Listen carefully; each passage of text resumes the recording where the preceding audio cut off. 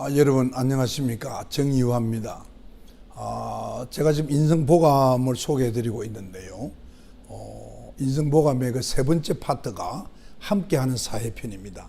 이 함께하는 사회편의 그 관용과 정의에 대한 이 얘기를 이미 했고요. 오늘은 그 화합에 대해서 말씀을 드리려고 합니다.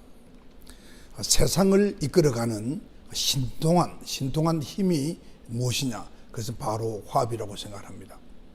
그래서 인성보감의 화합에 대해서 쓰여진 내용을 읽어드리겠습니다. 화합에는 아름다움이 있습니다. 인간과 자연이 화합하면 우주의 조화와 균형의 아름다움이 깃들게 됩니다. 민족과 민족이 화합하면 전쟁과 폭력이 멈추게 되고 평화로운 세상을 만들 수 있습니다.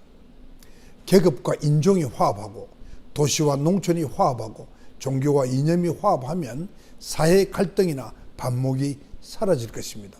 지금 오늘날 우리 사회에 이런 문제가 많이 있지 않습니까? 이 갈등을 해결하는 방법은 화합밖에 없는 것입니다.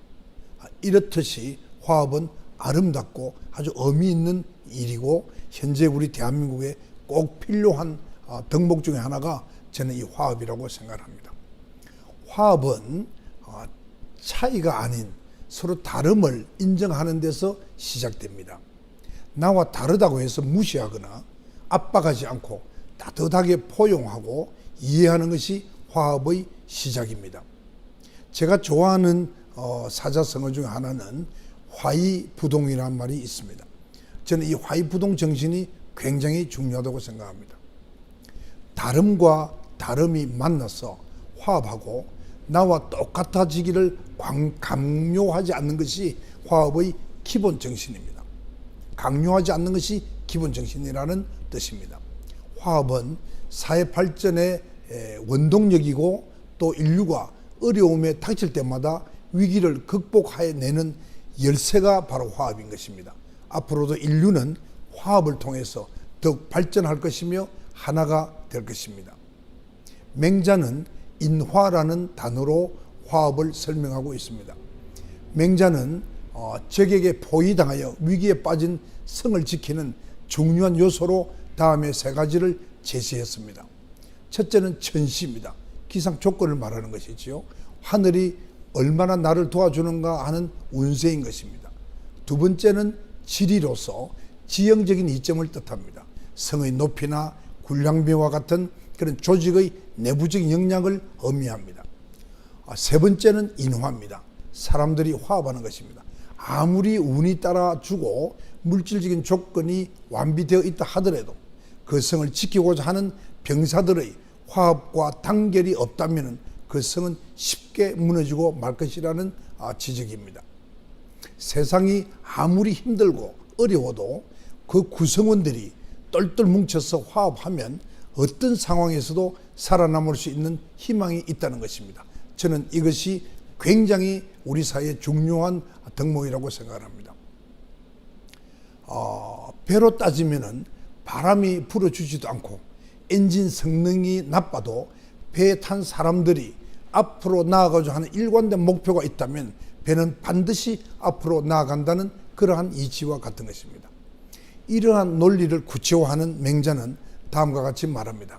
성이 높지 않은 것도 아니고 연못이 깊지 않은 것도 아니고 병기와 갑옷이 견고하고 예리하지 않은 것도 아니고 군량비가 적은 것도 아닌데 이것을 버리고 병사들이 도망가는 것은 결코 물질적인 조건이 화합보다도 못하다는 그 증거인 것이다. 이렇게 맹자께서는 말씀을 했습니다. 어려운 세상을 이겨내는 것은 물질적 요소만이 아니라 화합에 달렸다는 그러한 뜻입니다. 논어에는 이런 말이 있습니다. 군자는 화합을 추구하고 나와 같기를 강요하지 않는다. 다시 말하겠습니다. 군자는 화합을 추구하고 나와 동일해지기를 강요하지 않는다는 것입니다. 또 맹자는 이렇게 말했습니다. 산속의 좁은 길도 서로 왕래가 찾아지면 큰 길이 되고 아무리 큰 길도 사람들이 왕래하지 않으면 풀이 뒤덮여서 그 길은 막히게 될 것이다 라고 말을 했습니다. 또 손자병법에는 이런 말이 나옵니다. 강을 건너다 비바람을 만날 때 같은 배를 타고 화합하면 반드시 고난을 이겨낼 것이다. 이 손자가 한 이야기입니다. 규역에도 보면 서로 같은 소리로 화합하면 무한 반응을 일으킨다 하는 그런 뜻으로 동성 상응이라는 말이 나옵니다. 세상 사람들은 각자 자신의 소리와 그 색을 가지고 있지만은 다수의 소리를 화합에 결집하면 큰 일을 이룰 수 있다는 뜻이 그 같을 동자죠. 동성 상응이라는 그런 말이 되는 것입니다. 국가와 민족의 흥망사를 보면은 외적의 침입에 의해서 망하거나 사라진 국가보다는 반목하고 또 갈등하고 민심이 이반되어서 역사 속으로 사라진 나라가 좀 더 많습니다. 같은 꿈을 꾸고 같은 목표를 향해서 가는 민족, 그러한 국가, 사회, 또 그러한 가정이라면 언제나 희망은 있고 찬란한 미래가 기다리고 있을 것입니다. 화합은 1 더하기 1은 2가 아니라 1 더하기 1은 무한대라는 공식으로 표시할 수가 있습니다. 같은 꿈과 같은 에너지를 가지고 함께 꿈을 꾸며 화합하면 무한대의 힘이 나올 수 있다는 것이지요. 우리나라의 많은 젊은이와 남녀들이 이 말을 꼭 기억하시기 바랍니다. 같은 꿈과 같은 에너지를 가지고 함께 꿈을 꾸며 그리고 화합을 하면은 무한대의 힘이 나올 수 있다는 것입니다. 그것이 1 더하기 1은 2가 아니라 1 더하기 1은 무한대가 될 수 있다는 것입니다. 화합이 된다면 말이죠. 원효대사께서는 서로 다른 문파의 생각을 화합해서 수용하자는 화쟁사상을 창출했죠. 또 세종대왕께서는 우리 한글을 창제하셔서 정신과 사유의 화합을 이루었습니다. 화합은 창조의 원천이고 성장의 동력이고 또 행복의 근원인 것입니다. 시인 정희성 선생은 숲이란 시를 썼는데요. 이것을 잠깐 소개해 드리겠습니다. 숲에 가보니 나무들은 제가끔 서 있더군. 제가끔 서 있어도 나무들은 숲이었어. 광화문 지하도를 지나며 숱한 사람들을 만나지만 왜 그들은 숲이 아닌가? 이 메마른 땅을 외롭게 지나치며 낯선 그대와 만날 때 그대와 나는 왜 숲이 아닌가? 나무와 나무가 만나서 숲을 이루고 숲이 합해져서 웅대한 생태계가 형성됩니다. 인간도 서로 화합하고 화해하면 위대한 인간 생태계를 이룰 수가 있는 것입니다. 인간들은 경쟁 상황에서 반목과 갈등을 일삼는 경우가 많이 있습니다. 우리가 왕왕 보고 있죠. 만약에 교실 안에서 친구를 경쟁자로 간주한다면 우정의 생태계가 깨지게 될 것입니다. 도로에서 서로 빨리 가리고 경쟁하고 사회에서 앞서고자 각축한다면 우리 사회 생태계는 몰락하게 될 것입니다. 따라서 인생살이에서 만나는 모든 사람들, 바로 그들이 더 이상 나의 적이 아니라 협력의 대상이고 화해의 존재임을 인정해야 합니다. 화합의 화는 원래 음악 용어였다고 합니다. 오케스트라는 다양한 악기로 구성되어 있죠. 악기들은 저마다 소리가 다르고 음률도 다르지만 서로 다른 악기들의 그 화음을 이룰 때 경지에 도달할 수 있습니다. 내 소리만 좋다고 생각하여 상대방의 소리를 인정하지 않는다면 그 합주는 볼품없는 연주가 될 것입니다. 아예 연주가 아니겠죠. 하모니는 서로 다름을 인정할 때 흘러나오는 멋진 화합의 결실입니다. 우리나라 사람들이 가훈으로 가장 즐겨 선택하는 것이 가화만사성이라고 합니다.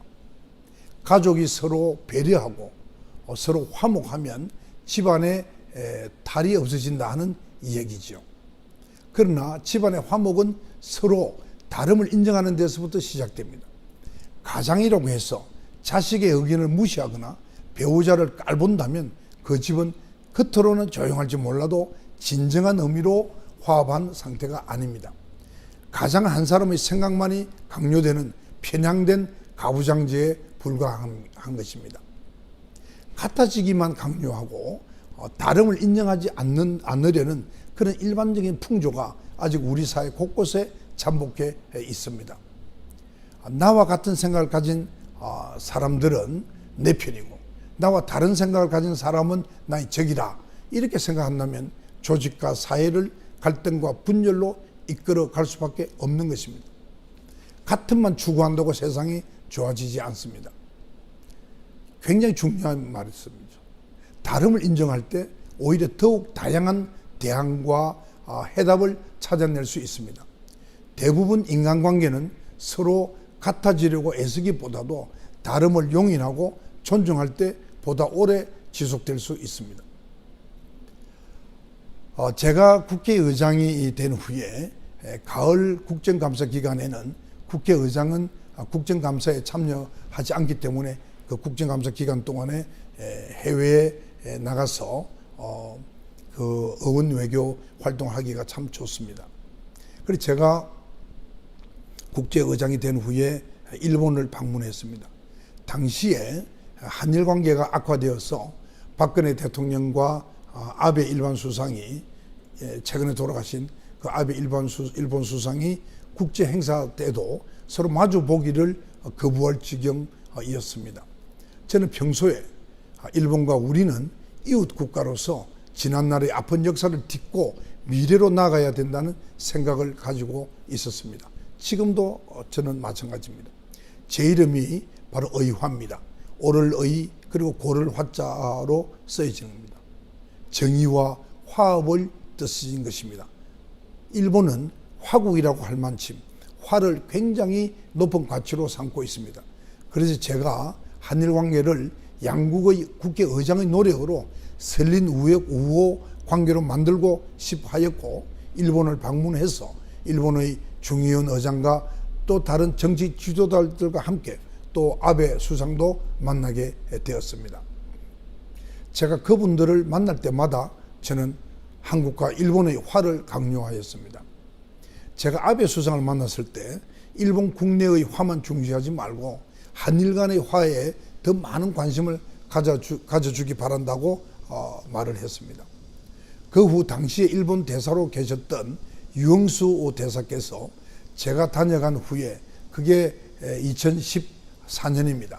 한일 관계가 나아지는데 도움이 컸다고 제게 말씀을 주셨습니다. 제 선친께서 졸업하셨던 일본 중앙대학을 방문해서 중앙대학 학생들을 대상으로 특강을 하게 되었습니다. 제가 그렇게 요청을 했는데요. 그 특강의 제목을 의로서 화를 이루면 모두가 이롭다, 이렇게 하였습니다. 이 말은 주역의 근편에 나오는 말이기도 하고, 제가 중국의 시진핑 주석을 만났을 때도 제가 의로서 화를 이루자, 그러면 우리 두 나라가 다 이루게 될 것이다, 이렇게 말한 바가 있습니다. 저는 항상 화합과 조화를 중요하다고 생각해 왔습니다. 화합하고 조화를 이루고 살라 하면 사회가 정의롭고 공정하고 신뢰가 충만해야 됩니다. 제가 꿈꾸는 대한민국의 사회는 정의롭고 공정하고 화합을 이루어서 화합을 이루면서 살아가는 그러한 사회인 것입니다. 우리 모두가 그런 사회로 노력해 가기를 바라는 바입니다. 여러분 대단히 감사합니다.